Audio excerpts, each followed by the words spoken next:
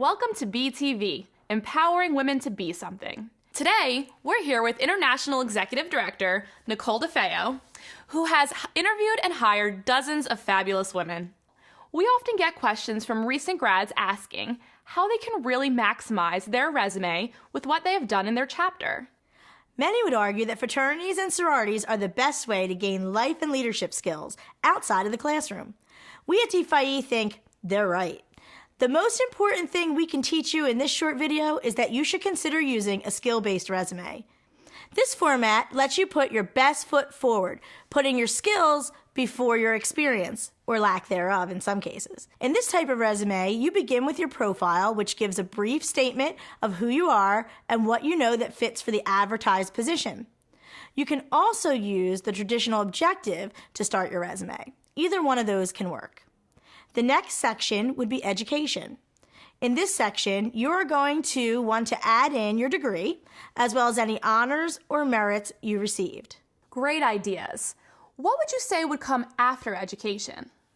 After education is where it gets juicy. This is the skills section.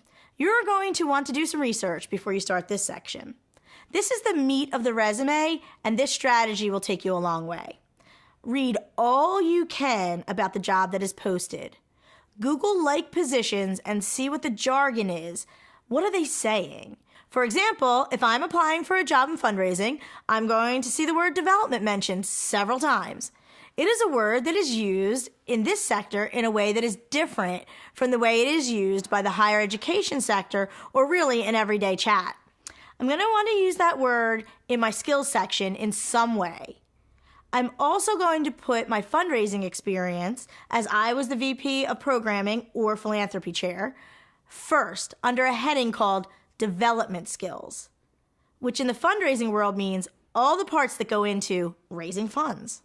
Following that section, you will highlight all skills you have acquired during your lifetime, whether you were paid for that job or not. You will list your experience.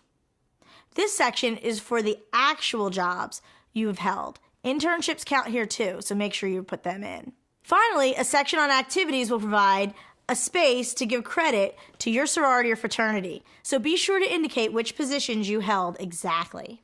Thanks, Nicole. That really helps people shape their resume.